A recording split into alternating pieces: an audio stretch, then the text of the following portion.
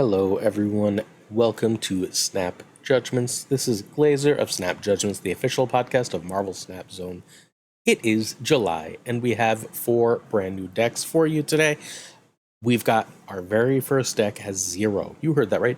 0 Series 5 cards in it, and it is a meta deck created by the Marvel Snap World Champion. We've got multiple other decks from you, all from very top players, and we're kicking off our giveaway.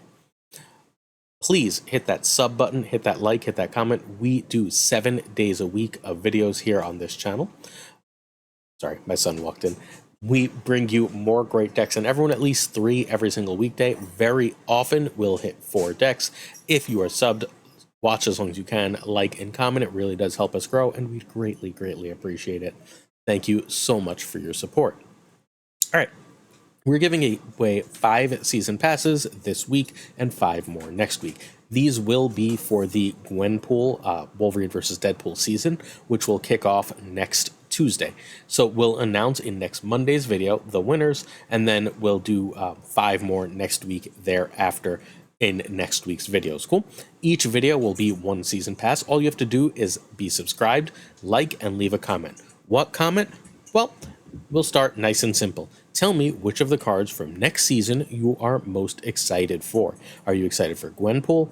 Are you excited for Hydra Bob? Are you excited for Cassandra Nova? And then there's one other card I'm forgetting that we can look up casually. I will pin a comment with the 4 cards. You tell me which of the cards you're most excited for and why, and you will be entered to win a season pass as long as you're subscribed. Cool? Cool. All right. Our first deck is Bounce Move. This is the Series 5 free list that the World Champion has created. This is fairly similar to the deck we looked at yesterday from Sizer, the current number 2 ranked player. Comey's has not been grinding ladder for the past several seasons. Still chills in the top 100 because he's one of the best players in the world. The only high series cards here are Ghost Spider and Hercules. And some of you are going, I don't have Hercules. They just buffed Hercules. Well, tomorrow, Tuesday, Hercules will be in Spotlight Caches with Arishem. So you can get Hercules, and as long as you either have or can get yourself a Ghost Spider, you can play this top meta deck using only Series 3 cards. Cool? All right, you can find Comies at twitter.com/Comies01. Again, phenomenal player, member of the Italian meta, one of the best in the world, won the World Championship of Marvel Snap. You need Ghost Spider and Hercules for these, but this is still a budget deck. Regardless of that, there is no other high series card here. The difference between this and yesterday's deck in playstyle is really important, though. Yesterday's deck was all about throwing priority to use Shadow King at the end of the game and to avoid Killmonger. This deck wants to gain priority and use Cosmo to win you the game. All good? The big difference here is Cosmo is key. If you're seeing a Surfer opponent in particular, you're avoiding Heimdall and you're trying to get priority to end the game with Cosmo and multiple other cards, while Cosmo, with priority, will shut down either their Killmonger, their Surfer, or both and win you the game. Hopefully that makes sense to everyone. So this is the World Champion's deck. Turn 1, you pass. Turn 2, you set up a Vulture or Torch move. You are perfectly happy to do a turn 2, Iron Fist or Ghost Spider with Torch. Turn 3, you would like to Hercules, or you can continue to move. Vulture is good. A second move is good. Getting ready to bounce the first movers is good. You want to keep those in the same lane where possible. Turn 4, you want to bounce or move with Hercules. You can drop Hercules here perfectly fine with a Ghost Spider if you played, for example, a Vulture on the last turn, or you have whatever to move. Good. Remember, if you're trying to stay priority, you're looking to not bounce or get your bounce cards out earlier in the game. Turn 5, Beast or Falcon. And again, if you need priority for Cosmo, you want to get that bounce done on turn 4 so that you can have a more ready turn 5. Turn 5, though, especially if you don't have Heimdall's Beast and Falcon, or you can set up your second mover. So basically how you win is you go so big with 2 movers that the opponent can't possibly compete. If they have Shang-Chi, that can be dangerous, but again, Cosmo's in this list. You go so big with 2 of Torch, Dagger, and Vulture that your opponent cannot possibly compete. Turn 6 is replay early movers with Cosmo. Basically, you're trying to go something like usually Dagger at the end of the game, right? Dagger is your best second mover. So you go Iron Fist into Dagger into Ghost Spider, get yourself a stupidly huge Dagger. 3 moves if you've got Hercules, and then you drop a Cosmo to finish to protect whatever you need to protect your like 20 whatever power vulture that's sitting in another lane. If not, if your opponent doesn't have that, or if you're not worried about the counter cards, just drop a Heimdall and watch your numbers go brrr as you win the game. Cool. That's how you play this list. It is really simple to win with and extremely powerful, and again, the cheapest deck that you can compete with in Marvel Snap outside of straight up Patriot. Although I think this is significantly better than Patriot right now, you're going to have to practice it to get good with it. If you're interested in tournament play on Marvel Snap, you've got 1 week left to sign up for the Snap Judgments League. It is a tournament that requires 1 game a week of you for up to $500 in prizes. You can also win a season pass from that tournament by winning your pod. You'll be put into a pod of about 32 players. Winners of that pod go into a top 8. Those are competed for the cash prizes, and each pod is for a season pass. It's open for all Patreon tier levels, so check out our Patreon at patreon.com/snapjudgments, or check the Discord for the Snap Judgments League in this video if you want more information. All right, next up we have Owie's move control. Yeah, that's right. All of the decks today have some element of move in them. This is Owie's move control. It's basically trying to abuse Kraven and Kingpin, make them really big, and use Polaris and Stegron to clog in the process. I've seen Kingpin just absolutely wreck cards. Like, if your opponent has a Heimdall and you can drop a Kingpin, it's going to just absolutely smash them. It smashes them so badly. You can also just removing 2 power from things that they expect to scale with Stegron and Polaris is incredibly strong. Remember that your moves are not, and Spider-Man, Arrow. So all these things are really great. Kingpin and Kraven really love it. You can trigger your Kraven with your own move cards like Nocturne, Jeff, and Spider-Man, or their cards, while Kingpin's only negatively affecting their cards. After you've done enough of that, and all your cards have really good stats to win, you can drop Goliath or Shang-Chi to close the game, or Cannonball can take it out if you've got a clogged lane. And it shouldn't be too hard to clog a lane between Stegron and Polaris here. All right, so you can find Owie at youtube.com/@OwieMarvelSnap. Owie is a French person and French speaker, but if you would like gameplay for this list, please check out Owie's YouTube, where he has some. Owie is very often in the top 10 players in Marvel Snap. I'm not actually sure where he's ranked right now. I haven't checked. But he's very often in the top 10 players in Marvel Snap. He's a phenomenal player. Goliath here can be Red Hulk or Magneto. Cannonball is needed. Nocturne or Jeff can be Nightcrawler. All good? All right. So turn 1 is usually pass. If you have a full curve, you can Kingpin. Like if you look at your hand and realize that you're going to be playing movers before Kingpin, that's fine.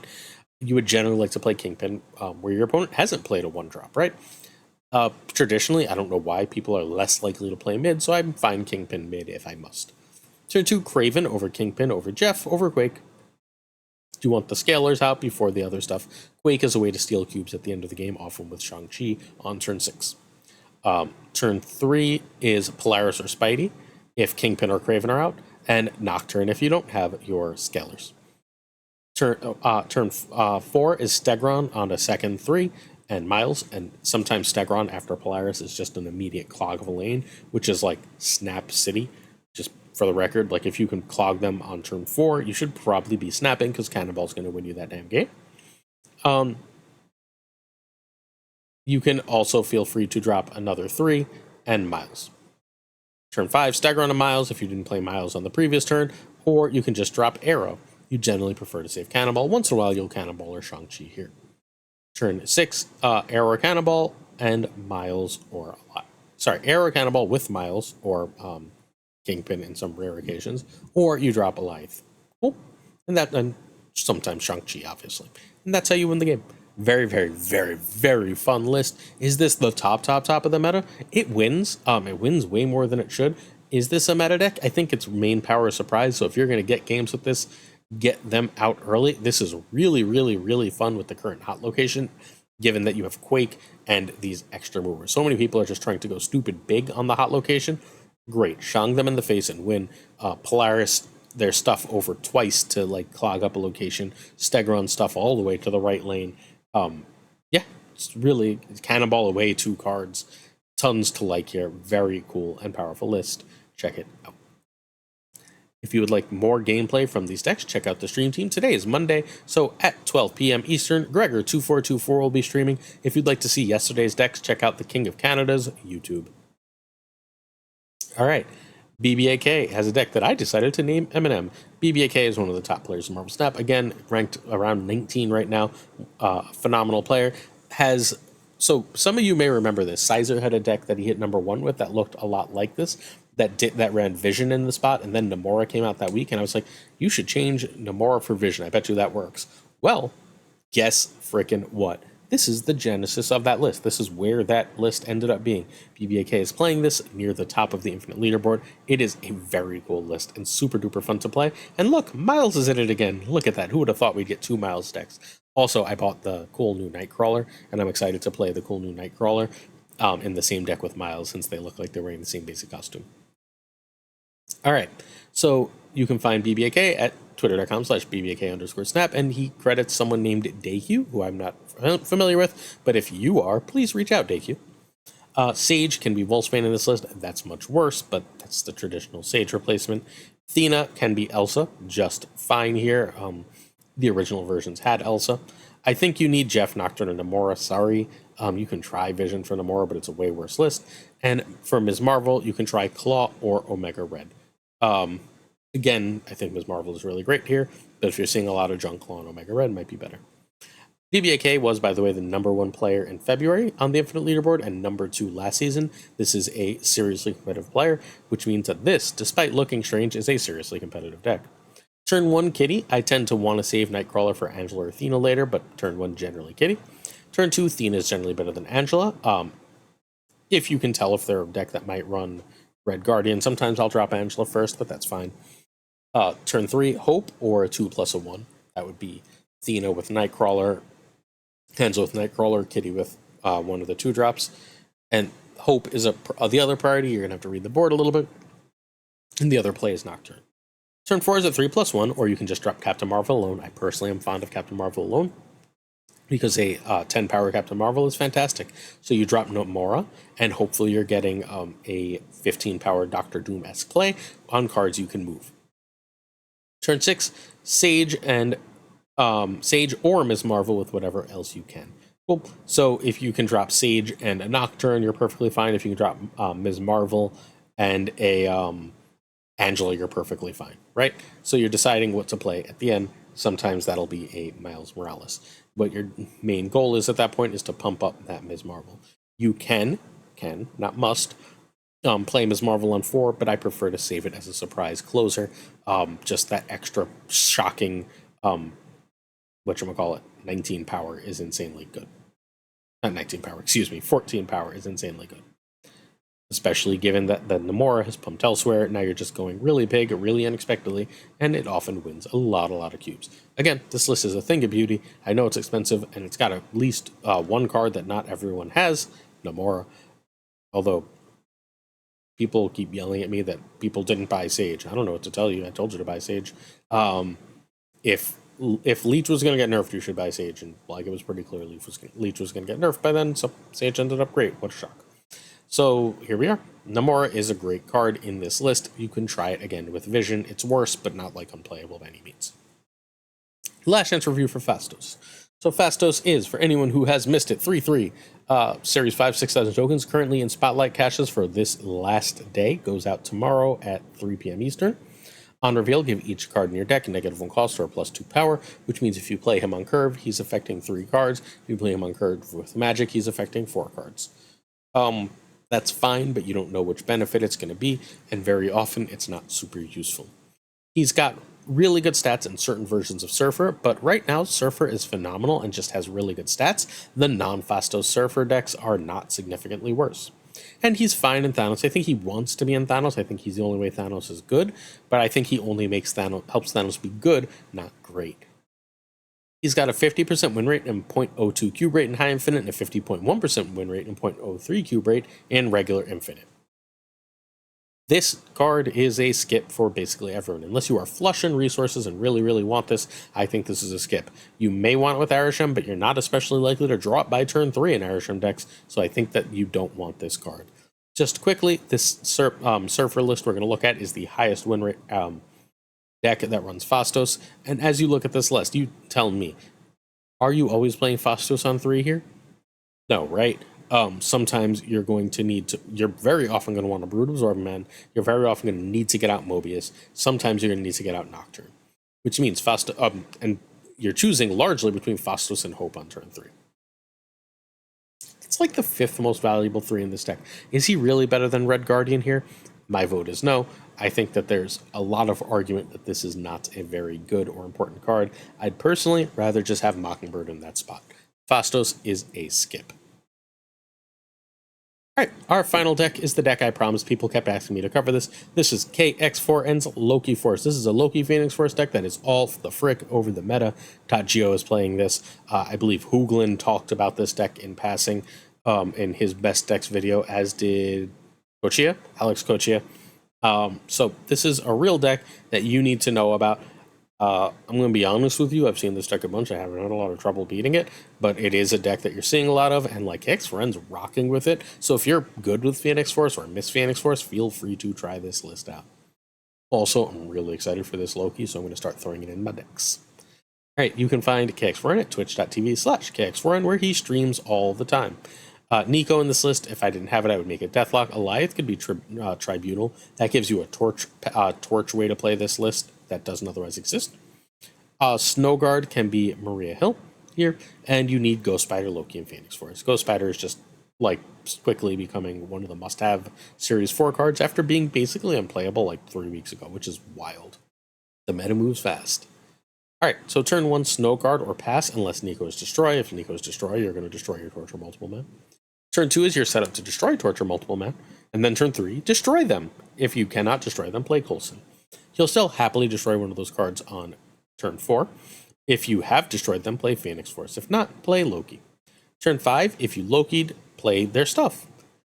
If you have Phoenix Force, move Phoenix Force and drop Ghost Spider. You can also play Phoenix Force on this turn and Ghost Spider. And you can Loki just fine after you get your Phoenix Force out, unless you have Alliath in hand. I'd usually rather have Alliath in their cards. Turn 6, you play either Alliath or their stuff, and then you win the game. That's it. I've seen some versions of this that run Magic. I actually like Magic a lot in this list, but I'm going to be honest with you. I'm not 100% more sure what they cut from it. I believe that would have to be Nico, and Nico is wildly important in this list. I guess it could be Cable. You could probably do without Cable in this list. Cool. This is a meta deck. It is a very cool, very powerful, very strong deck. And if you like getting some use out of those old Season Pass cards, Loki and Phoenix Force, this is a list for you. Huh. I'm trying to remember what season Snowguard came out in. If Snowguard came out in Phoenix Force season and Loki came out, Alliath came out in Loki season, I think that'd be reasonably cool.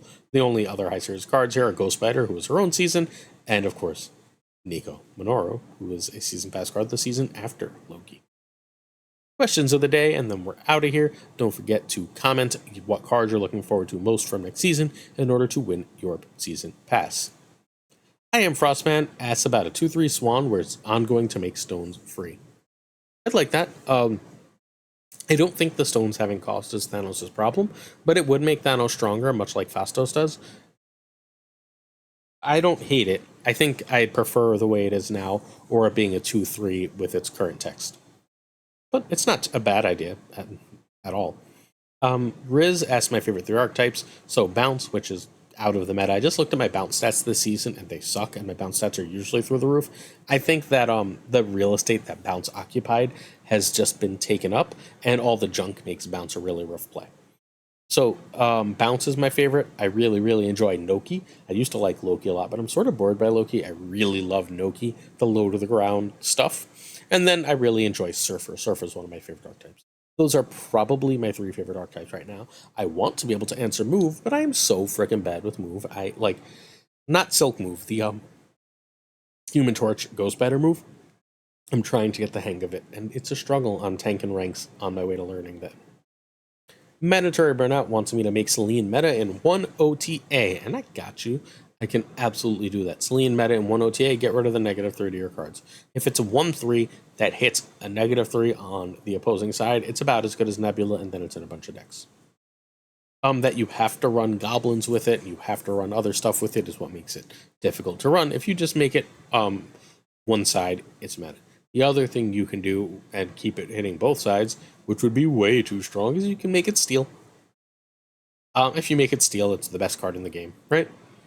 Even if it's just steal from your side. Mandatory burnout. We did that. Models as something I love but cannot recommend. So I've got a book and a TV show easily. Let's start with the TV show. The TV show I really love. I spent a lot of time watching in my 20s. Was Archer. I absolutely loved Archer. It is a lot of very, very inappropriate humor that I can't really recommend, but I think I haven't watched it in so long. It was absolutely hilarious. I doubt any show has ever made me laugh as much. And book, and this is going to be wild, but when I was I don't know, 12, 14, somewhere in that general area, my stepdad's grandmother was in the hospital, and in the hospital library they let me take out a book and take it home with me, and it was Terry Goodkind's Sword of Truth. It was the very first of them, which is Wizard's First Rule, I believe, and I loved that book. As an adult, I recognize just how many absolutely toxic ideas it has, just how bad the writing is, just how derivative it is of a lot of honestly also not very good books, because I think Wheel of Time is likewise completely terrible. Um, but I still love it because it meant a lot to me growing up, and it helped me, like, I don't know, it helped me both learn to love things and not necessarily accept them. And so I really enjoyed the Sword of Truth series, all of which I read. I Part of me really, really, if anyone's read them, really wants to reread Faith of the Fallen, but God, would that be depressing nowadays? So I don't think I am. Plus, who the hell has the time? All right, Barrigan asks how I've felt and handled when kids share troubling personal stuff. So, I mean, I feel like it's Tuesday, right? Like, it's just a thing that happens to me fairly constantly. You take it in, you do everything you can for them. There's things we're mandated reporters about, and it weighs and it hurts, and sometimes I'm really stressed. That's part of what these videos are. Talking and expressing myself, just even not about that stuff, helps me process, helps me think, helps me feel better. So I also have a therapist, right? Where I end up talking a lot about the things kids share with me. But I never, should the kid feel bad? No, it's what I'm here for. So there was a point, this is going to be weird to share out loud. There was a point last year where I got a little bit sick, not last school year, the school year before. And like the kids were really worried, right? Like I went and sat at my desk, I was like, I don't feel good at all. And one of my kids kept yelling at me. He was like, you need to stop taking on every single kid in this building's problems as your own. You're going to give yourself a heart attack. Stop it, stop it, stop it. And I was like, that's not what's making me feel bad. I greatly appreciate it. But there's an element to that. But any teacher that does that, or in my opinion, this is not like a statement of fact, this is a statement of my opinion. Any teacher who does that has chosen to do that. It's not on the kid. It's worth it. Everyone doesn't have someone there, and I will always try and be there, no matter what. All right, certain tiers of support on our Patreon come with on-air thanks. If you are interested in being a patron, check out patreon.com/snapjudgments. $1 tier gets you access to all tournaments, so check it out. I'd like to say thank you to Abigail Kieslam, one of our OGs. The Mandatory Burnout, hello friend. Cables, hey Cables, miss you. Irregardless, David G. Wingfield. Direwolf, LAB, always kind. FaThorNewman, check him out on YouTube. Good Dog Gamer, wonderful player. Haven't talked to you in a while, Good Dog. Reach out. This is the way, all the way from Scotland. Ink, not graphite, not lead. Ink. I am Frostman. Yes, you are. Jay Neverett. Hello, Jay. Doomer. Prime Grind. Check out Prime Mind app. Leave a review. Help our friend out.